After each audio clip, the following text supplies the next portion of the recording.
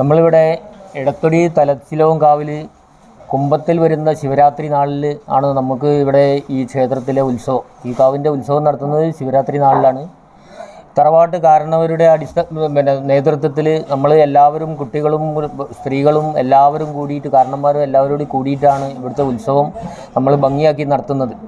അപ്പോൾ നമ്മൾ ഇവിടെ ശിവരാത്രി നാളിൽ രാവിലെ തന്നെ തിരുമേനിയുടെ ആഭിമുഖ്യത്തിൽ പൂജ നടക്കും.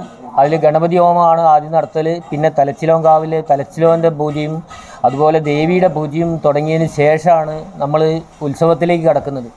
ഉത്സവത്തിലേക്ക് കടക്കുന്നതിൻ്റെ മുന്നോടിയായിട്ട് നമ്മൾക്ക് ഒരു കുളിച്ചുപുറപ്പാട് പരിപാടിയുണ്ട്. കുളിച്ചുപുറപ്പാട് നമ്മൾ താഴെ എടക്കണ്ടിയിൽ നിന്ന സ്ഥലത്ത് നിന്ന് പുറപ്പെട്ട് കാവിലെത്തിയതിന് ശേഷം കാരണന്മാരെയും കൂട്ടിയിട്ട് നമ്മൾ ഇവിടുത്തെ മുത്തപ്പനെയും കൂട്ടി നമ്മൾ മേലെ കാവിലേക്ക് കയറുന്നതോടുകൂടി നമുക്ക് ഉത്സവത്തിൻ്റെ തുടക്കമായി.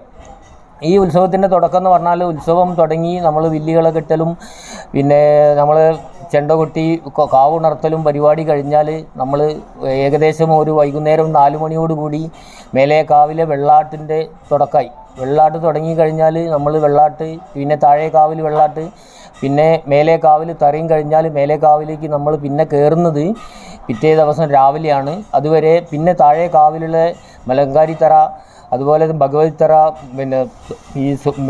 സന്യാസി തറ, കുട്ടിച്ചാത്തൻ തറ, മുത്തപ്പൻ തറ, ഗുളിയൻ തറ, ഈ തറകൾ കഴിഞ്ഞ് അവസാനത്ത് വരുന്ന കുട്ടിച്ചാത്തൻ തറ നമ്മൾ കുടി കൂട്ടിയിട്ടാണ് നമ്മൾ ഈ തറ ഉത്സവം അവസാനിപ്പിക്കുന്നത്. പിന്നെയെന്ന് പറഞ്ഞാൽ നമ്മളെല്ലാവരും കൂടിയിട്ട് ഇവിടുത്തെ കാര്യങ്ങൾ ഭംഗിയാക്കി നടത്താൻ വേണ്ടിയിട്ട് നമ്മളെ എല്ലാ കാരണന്മാരും നമ്മളെ പരിസരവാസികളും നമ്മളോടൊപ്പം തന്നെ നിന്നുകൊണ്ടാണ് നമ്മൾ ഈ കാര്യങ്ങൾ പൂർത്തീകരിക്കുന്നത്.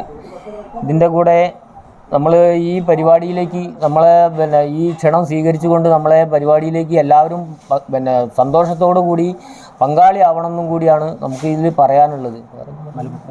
എല്ലാവരെയും ഒരിക്കൽ കൂടി അഭ്യർത്ഥിച്ചുകൊണ്ട് നിർത്തുന്നു.